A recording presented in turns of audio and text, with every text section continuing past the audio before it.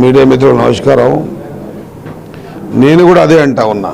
ఒకవేళ నిజంగా కూడా ఎవరి ఒత్తిళ్ల వల్లనైనా సరే, ఏ కారణం చేతనైనా సరే ఆయన చావుకు గల కారణం తెలిస్తే ఎంతటి వాణ్ణైనా కూడా ప్రభుత్వం దగ్గర నుంచి ఆది చేయిస్తా ఉన్నా. ఒక ప్రభుత్వ మంత్రిగా ఆయన శిక్షార్హుడే, ఎవరు అతిథులు కారు. కానీ బాధంతా ఎక్కడంటే విషయమే ఏది తెలుసుకోకుండా, చావుకు గల కారణమే మనకు తెలియకుండా ఆ చావుని ఎవరో ఒకరి మీద అంటగట్టేసేసి వాళ్ళ మీద మాటేసి దొప్పడం అనేది బాధాకరమైన అంశం. ఏం చేస్తాం? క్షణిక ఆనందం పొందుతారా, లేదా దీని నుంచి లబ్ధి పొందుతారా? తర్వాత నిజం తెలిసిన తర్వాత మీరు చెప్పిన ఆరోపణలన్నీ ఒకవేళ తప్పు అయి ఉంటే ఆ రోజు.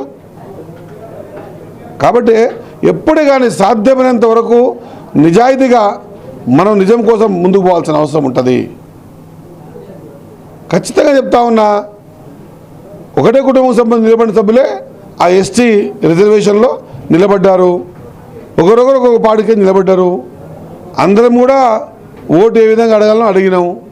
ఆ అడిగిన విధానంలో ఏమైంది మరి ఊరిలో ఉన్న అందరి వ్యక్తులు కూడా, అరే ఎంత గొప్ప మనసు అండి చందాపురం వాళ్ళది, ఎంత పెద్ద గొప్ప మనసు, మీరంతా ఒకటే కుటుంబం వల్లరా, మీరు వచ్చి అడుగుతున్నారు కదా, ఖచ్చితంగా ఇక నిన్ను కూడా కాదనలేము, వానికి 2 ఓట్లు నీకు 2 ఓట్లు వేస్తాంలే, వాళ్ళు మీరంతా వేరే కాదా, మీరు అంతా మా పిల్లలు అని చెప్పేసి పెద్ద మనసుతో వాళ్ళు ఇచ్చేస్తూ ఉంటే ఈరోజు వాళ్ళ మీద అలిగేషన్ ఏందండి, వాళ్ళ మీద మాట ఏంది?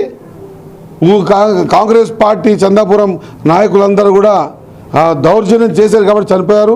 మంత్రి గారు దౌర్జన్యం చేసి చనిపోయారు.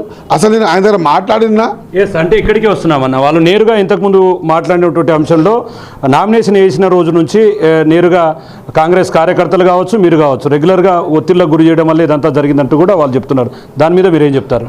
అన్న నేనేమంటున్నా, నామినేషన్ వేసినప్పుడు ఎందుకన్నా ఆయన ఫోన్ నెంబర్ ఎప్పుడు నుంచి ఉందో అప్పటి నుంచి, నా ఫోన్ నెంబర్ ఎప్పటి నుంచి అప్పటి నుంచి, నా ఫోన్కి ఆయనకు ఒక ఫోన్ కాల్ పోయి ఉంటే నేను దేనికైనా సిద్ధమే. అసలు అతను వచ్చి మాట్లాడి ఉంటే కూడా దేనికైనా సిద్ధమే.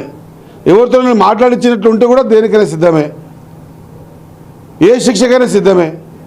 అసలు నేను ఆయన గుర్తుపట్టలేదు. ఈరోజు సెల్ ఫోన్లో ఆయన ఫోటో పెడితే ఆ ఫోటో చూసిన తప్ప ఇప్పటిదాకా ఆయన మాటలు కూడా ఆడలేదు.